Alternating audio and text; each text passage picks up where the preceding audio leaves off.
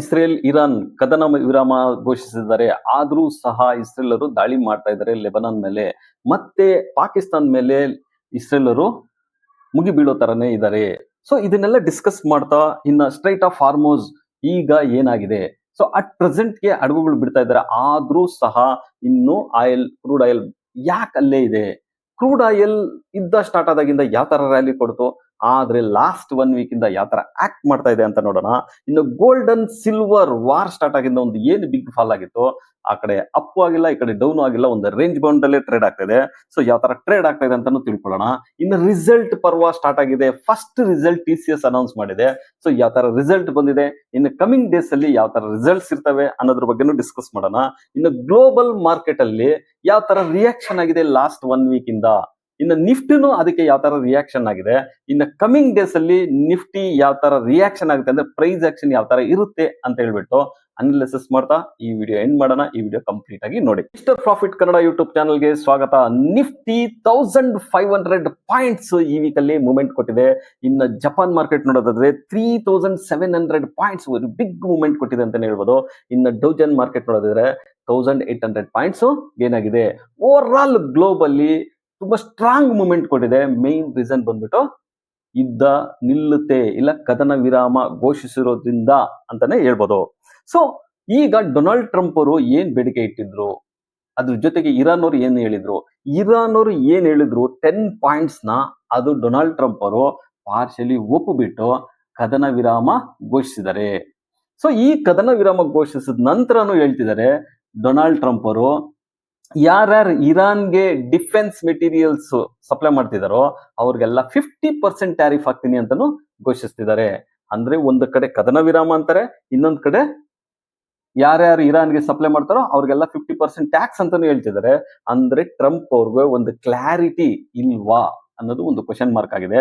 ಈ 2 ವೀಕ್ಸ್ ಏನು ಹೇಳಿದರೆ, ಈ 2 ವೀಕ್ಸ್ ಆದ್ಮೇಲೆ ಯುದ್ಧ ನಿಲ್ಲುತ್ತಾ ಇಲ್ಲ ಕಂಟಿನ್ಯೂ ಆಗುತ್ತಾ ಅನ್ನೋದೇ ಒಂದು ಅನುಮಾನ. ಸೊ ಯಾಕಂದ್ರೆ ಟ್ರಂಪ್ ಅವರು ಪ್ರತಿ ಟೈಮನು ಸರಿಯಾದ ಡಿಸಿಷನ್ ತಗೊಂತಿಲ್ಲ. ಅವ್ರಿಗೆ ಬೇಕಾಬಿಟ್ಟಿ ಡಿಸಿಷನ್ ತಗೊಂತಾರ ಅಂತಾನೆ ಹೇಳ್ಬೋದಾಗಿದೆ. ಆದ್ರೆ ಇರಾನ್ ಅವರು 10 ಪಾಯಿಂಟ್ಸ್ ಇಟ್ಟಿದ್ದಾರೆ, ಅದಕ್ಕೆ ಒಪ್ಪುತ್ತಾರ ಕಂಪ್ಲೀಟ್ಲಿ. ಸದ್ಯಕ್ಕೆ ಪ್ರೆಸೆಂಟ್ ಓಕೆ ಅಂತ ಹೇಳಿದ್ದಾರೆ, ಅದನ್ನ ಒಪ್ತಾರ ಇಲ್ಲ ನ್ಯೂಕ್ಲಿಯರ್ ಅವ್ರ ಅಜೆಂಡಾ ಏನಿತ್ತು ನ್ಯೂಕ್ಲಿಯರ್ ಬಾಂಬ್ಸ್ ತಯಾರು ಮಾಡಬಾರ್ದು ಅಂತ, ಅದನ್ನ ಇವರು ಕಂಪ್ಲೀಟ್ ಮಾಡಿದ್ರ ಅವ್ರ ಅಜೆಂಡಾನ ಈ ಯುದ್ಧದಿಂದ. ಸೊ ಇಲ್ಲಿ ಸೋತವ್ರು ಯಾರು, ಗೆದ್ದವ್ರು ಯಾರು, ಇದ್ರಲ್ಲಿ ನಷ್ಟ ಯಾರಿಗೆ ಲಾಭ ಅನ್ನೋದೇ ತುಂಬಾ ಇಂಪಾರ್ಟೆಂಟ್ ಆಗಿದೆ. ಇಲ್ಲಿ ಈ ಯಾವಾಗ್ಲೇ ಆಗ್ಲಿ ಯುದ್ಧ ನಡೆದಾಗ ಸೋತವ್ರಿಗೂ ನಷ್ಟ ಆಗುತ್ತೆ, ಗೆದ್ದವ್ರಿಗೂ ನಷ್ಟ ಆಗುತ್ತೆ. ಸೊ ಅದರಿಂದನೇ ಯುದ್ಧ ಮಾಡೋದಕ್ಕಿಂತ ಮುಂಚೆ ಅವ್ರಿಗೆ ಮೇನ್ ಅಜೆಂಡಾ ಏನು ಅಂತ ಗೊತ್ತಿರಬೇಕು. ಸೊ ಈಗ ಅಟ್ ಪ್ರೆಸೆಂಟ್ಗೆ ಸ್ಟ್ರೈಟ್ ಆಫ್ ಹಾರ್ಮೋಸ್ ಬಗ್ಗೆ ಹೇಳೋದಾದ್ರೆ, ಸ್ಟ್ರೈಟ್ ಆಫ್ ಹಾರ್ಮೋಸ್ ಅಲ್ಲಿ ಶಿಪ್ಗಳಂತೂ ಪಾಸ್ ಆಗ್ತಾ ಇದಾವೆ, ಆದ್ರೆ ಮೊದ್ಲಿನ ತರ ಶಿಪ್ಗಳು ಪಾಸ್ ಆಗ್ತಿಲ್ಲ ಅಟ್ ಪ್ರೆಸೆಂಟ್ ಅಂತಾನೆ ಹೇಳ್ಬೋದು. ಸೊ ಯಾವಾಗ ಕಂಪ್ಲೀಟ್ ಆಗಿ ಒಂದ್ಸಲಿ ಶಿಪ್ ಪಾಸ್ ಆಯ್ತು ಅಂದಿದ ತಕ್ಷಣನೇ ಎಲ್ಲಾ ಪೆಟ್ರೋಲ್ ಆಗ್ಲಿ ಡೀಸೆಲ್ ಆಗ್ಲಿ ಎಲ್ಲ ಪ್ರೈಸಸ್ ಕಡಿಮೆ ಆಗಲ್ಲ, ಕ್ರೂಡ್ ಆಯಿಲ್ ಪ್ರೈಸ್ ಕಡಿಮೆ ಆಗಲ್ಲ. ಅದಕ್ಕೆ ಮಿನಿಮಮ್ 20 ಡೇಸ್ ತಗೊಳುತ್ತೆ. ಯಾಕಂದ್ರೆ ಅಲ್ಲಿಂದ ಇಲ್ಲಿ ಪಾಸ್ ಆಗಿ ಬಂದ್ಬಿಟ್ಟು ಅಲ್ಲಿ ಸಪ್ಲೈ ಕೊಡೋದಕ್ಕೆ ಮಿನಿಮಮ್ 20 ಡೇಸ್ ಆಗುತ್ತೆ. ಆಗ ನಮ್ಗೇನಾದ್ರೂ ಬೆನಿಫಿಟ್ ಆಗುತ್ತಾ ಅಂದ್ರೆ ಕ್ರೂಡ್ ಆಯಿಲ್ ಆಗ್ಬೋದು, LPG ಆಗ್ಬೋದು, ಸಪ್ಲೈ ಆಗ್ಬೋದು. ಆದ್ರೆ ಕ್ರೂಡ್ ಆಯಿಲ್ ಏನ್ ಪ್ರೈಸ್ ಮೂವ್ಮೆಂಟ್ ಕೊಟ್ಟಿದೆ ಅದೇ ಪ್ರೈಸ್ ಅಲ್ಲಿ ನಿಂತ್ರೆ ಆಗ ನಮ್ಮ ಎಕನಾಮಿಗೆ ಹೊಡೆತ ಆಗ್ಬೋದು. ನಮ್ಮೊಬ್ರು ಎಕನಾಮಿಗೆ ಅಲ್ಲ, ಪ್ರಪಂಚದಲ್ಲಿ ಎಲ್ಲಾ ದೇಶಗಳಿಗೂ ಈ ಯುದ್ಧದಿಂದ ದೊಡ್ಡ ತೊಂದರೆ ಆಗಿದೆ ಅಂತಾನೆ ಹೇಳ್ಬೋದಾಗಿದೆ. ಕ್ರೂಡ್ ಆಯಿಲ್ ಬಗ್ಗೆ ಹೇಳೋದಾದ್ರೆ, crude oil February 28 war start ಆಗೋದಕ್ಕಿಂತ ಮುಂಚೆ ಇದ್ದಿದ್ದು $60 to $65 ರೇಂಜ್ ಬೌಂಡ್ ಅಲ್ಲೇ ಟ್ರೇಡ್ ಆಗ್ತಿತ್ತು. ಆದ್ರೆ ಹೈಯೆಸ್ಟ್ ಹೋಗಿದ್ದು $124, ಅಂದ್ರೆ ಆಲ್ಮೋಸ್ಟ್ ಡಬಲ್ ಆಗೋಗ್ಬಿಟ್ಟಿದೆ. ಸೊ ಈಗ ಅಟ್ ಪ್ರೆಸೆಂಟ್ಗೆ $95 ಮಾರ್ಕ್ ಅಲ್ಲೇ ಆಜು ಬಾಜಲ್ಲೇ ಟ್ರೇಡ್ ಆಗ್ತಾ ಇದೆ. ಸೊ ಹಾಗಾದ್ರೆ ಯುದ್ಧ ನಿಲ್ತು ಅಂದಿದ ತಕ್ಷಣ ಯಾಕೆ ಕ್ರೂಡ್ ಆಯಿಲ್ ಕಡಿಮೆಗೆ ಬಂದಿಲ್ಲ ಅಂದ್ರೆ ಕಂಪ್ಲೀಟ್ಲಿ ಯುದ್ಧ ನಿಂತಿಲ್ಲ. ಸೊ ಇದು ಜಸ್ಟ್ ಕದನ ವಿರಾಮ. ಅದಕ್ಕೆ ಡೊನಾಲ್ಡ್ ಟ್ರಂಪ್ ಅವರು ಏನಾದ್ರು ಸ್ಕೆಚ್ ಇದೆಯಾ, ಇಲ್ಲ ಕಂಪ್ಲೀಟ್ ಆಗಿ ನಿಲ್ತು ಅಂದಾಗ ಮಾತ್ರ ಇನ್ನು ಡೌನ್ ಆಗೋ ಚಾನ್ಸಸ್ ಇರುತ್ತೆ, ಇಲ್ಲ ಅಂದ್ರೆ ಅಪ್ ಆಗೋ ಚಾನ್ಸಸ್ ಇರುತ್ತೆ ಅಂತಾನೆ ಹೇಳ್ಬೋದು.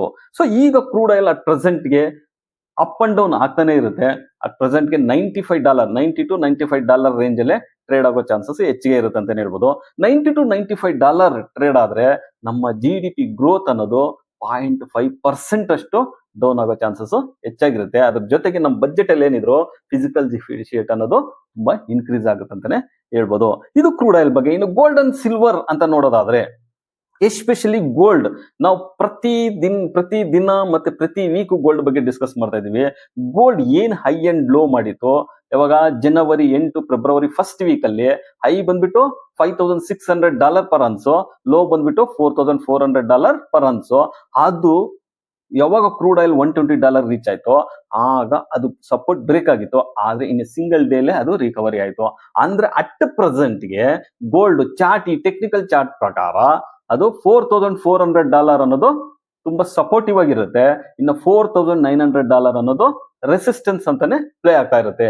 ಯಾವಾಗ ಇದು ರೇಂಜ್ ಬೌಂಡ್ ಬ್ರೇಕ್ ಆಗುತ್ತೋ ಆಗ ಒನ್ ಸೈಡ್ ಡೈರೆಕ್ಷನ್ ಅಲ್ಲಿ ಮೂವ್ ಆಗೋ ಚಾನ್ಸಸ್ ಹೆಚ್ಚಾಗಿರುತ್ತೆ ಅಂತಾನೆ ಹೇಳ್ಬೋದು. ಇನ್ನು ಗೋಲ್ಡ್ ಬಗ್ಗೆ ಯಾವುದೇ ಒಂದು ಬಿಗ್ ಅಪ್ಡೇಟ್ ಅಂತೂ ಇಲ್ಲ. ಐದರ್ ಸೆಂಟ್ರಲ್ ಬ್ಯಾಂಕ್ ಬೈ ಮಾಡೋದು ಇಲ್ಲ, ಐದರ್ ಯಾವುದೇ ಒಂದು ಪಾಸಿಟಿವ್ ನ್ಯೂಸ್ ಅಂತೂ ಬಂದಿಲ್ಲ. ಸೊ ಅದರಿಂದ ಗೋಲ್ಡ್ ಇದೇ ರೇಂಜ್ ಬೌಂಡ್ ಅಲ್ಲೇ ಟ್ರೇಡ್ ಆಗ್ತಾ ಇರುತ್ತೆ. ಇನ್ನು ಸಿಲ್ವರ್ ಬಗ್ಗೆ ಹೇಳೋದಾದ್ರೆ, ಸಿಲ್ವರ್ ಅಷ್ಟೇ ಟೆಕ್ನಿಕಲಿ ಹೇಳೋದಾದ್ರೆ $80 ಪರ್ ಅನ್ಸ್ ಮತ್ತೆ ಕೆಳಗಡೆ ಬಂದಾಗ $70 ಪರ್ ಅನ್ಸ್, ಈ ಒಂದು ರೇಂಜ್ ಬೌಂಡ್ ಅಲ್ಲೇ ಲಾಸ್ಟ್ 15 ಡೇಸ್ ಇಂದಾನು ಟ್ರೇಡ್ ಆಗ್ತದೆ. ಯಾವಾಗ $70 ಬ್ರೇಕ್ ಆಗುತ್ತೋ ಆಗ ಬೇರಿಶ್ ಮೂಡ್ ಇರುತ್ತೆ. ಇಲ್ಲ ಅಂದ್ರೆ $80 ಎಬೋ ಇದ್ದಾಗ ಅದು ಬುಲ್ಲಿಶ್ ಮೂಡ್ಗೆ ಕನ್ವರ್ಟ್ ಆಗುತ್ತೆ. ಸೊ ಅಂದ್ರೆ ಇದು ಈಗ ಸೈಡ್ ವೇಸ್ ರೇಂಜ್ ಅಲ್ಲೇ ಟ್ರೇಡ್ ಆಗ್ತದೆ ಅಂತಾನೆ ಹೇಳ್ಬೋದು. So gold and silver last 15 days ನೋಡೋದಾದ್ರೆ ಅದು ರೇಂಜ್ ಬೌಂಡ್ ಅಲ್ಲೇ ಟ್ರೇಡ್ ಆಗ್ತಾ ಅಂತಾನೆ ಹೇಳ್ಬೋದು. ಇನ್ನ ರಿಸಲ್ಟ್ ಪರ್ವ ಫಸ್ಟ್ ರಿಸಲ್ಟ್ ಅನೌನ್ಸ್ ಮಾಡಿರೋದು TCS 12% year on year growth ತೋರಿಸ್ತಾ ಇದೆ, ಪ್ರಾಫಿಟ್ ಗ್ರೋತ್. ಆದ್ರೆ ಇವತ್ತು ಎಲ್ಲಾ IT ಕಂಪ್ನಿಗಳು ವೀಕ್ ಆಗಿ ಟ್ರೇಡ್ ಆಗಿದ್ದಾವೆ, ಮೈನ್ ಈ ರಿಸಲ್ಟ್ ಇಂದಾನೆ. ಸೊ ಓವರ್ ಆಲ್ ಆಗಿ ನೋಡೋದಾದ್ರೆ 1.3% ಅಷ್ಟೇ ಇಯರ್ ಆನ್ ಇಯರ್ ಗ್ರೋತ್ ತೋರಿಸ್ತಾ ಇದೆ. ಪ್ರಾಫಿಟ್ ಗ್ರೋತ್ ಮಾತ್ರ 12% ಇದೆ. ಆದ್ರೆ year on year over all growth ನೋಡೋದಾದ್ರೆ 1.3% ಇದೆ. It's A very good number. ಯಾಕಂದ್ರೆ ಇದು ಟ್ಯಾರಿಫ್ ಇಂದ ಆಗಿರ್ಬೋದು, ವಾರ್ ಇಂದ ಇರ್ಬೋದು.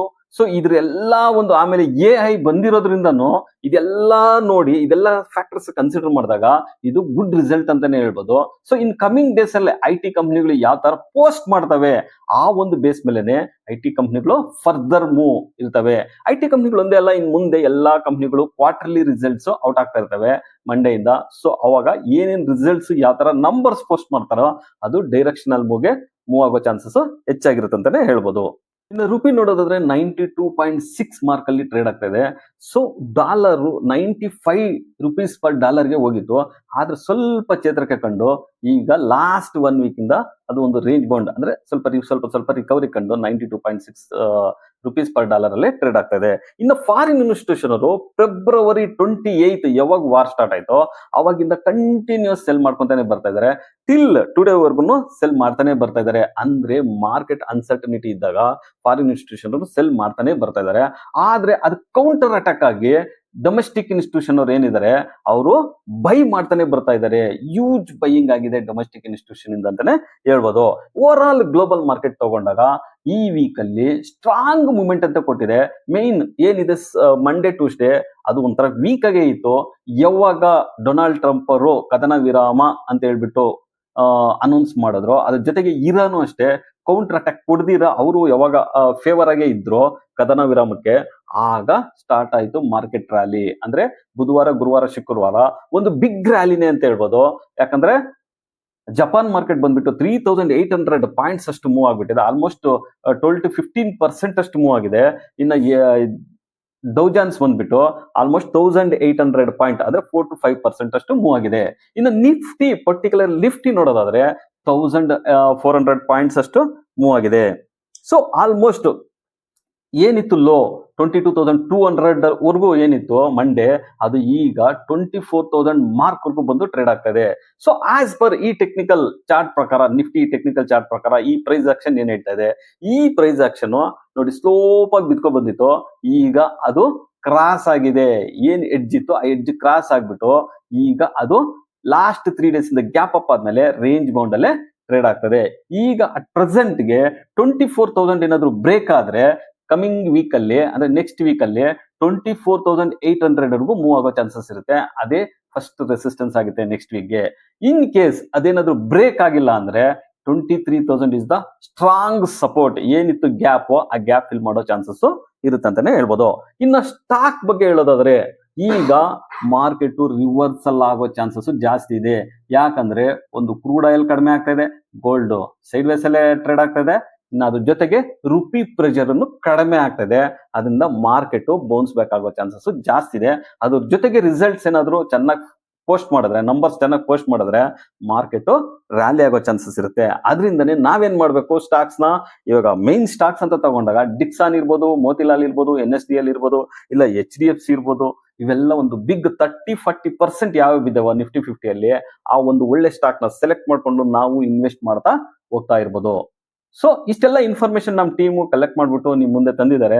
ನೀವು ಕಮೆಂಟ್ ಮಾಡಿ, ನಿಮ್ಗೆ ಏನಾದ್ರು ಇಷ್ಟವಾದ ಟಾಪಿಕ್ ಇದ್ರು ಕಮೆಂಟ್ ಮಾಡಿ, ನಿಮ್ಗೆ ಏನಿ ಡೌಟ್ಸ್ ಇದ್ರು ಕಮೆಂಟ್ ಬಾಕ್ಸ್ ಅಲ್ಲಿ ಕಮೆಂಟ್ ಮಾಡಿ, ನಾವು ಅದಕ್ಕೆ ರೆಸ್ಪಾನ್ಸ್ ಮಾಡ್ತೀವಿ. ಇನ್ ಮರಿದೆ ನಮ್ಮ ಚಾನಲ್ ನ ಲೈಕ್ ಮಾಡಿ, ಸಬ್ಸ್ಕ್ರೈಬ್ ಮಾಡಿ, ಶೇರ್ ಮಾಡಿ.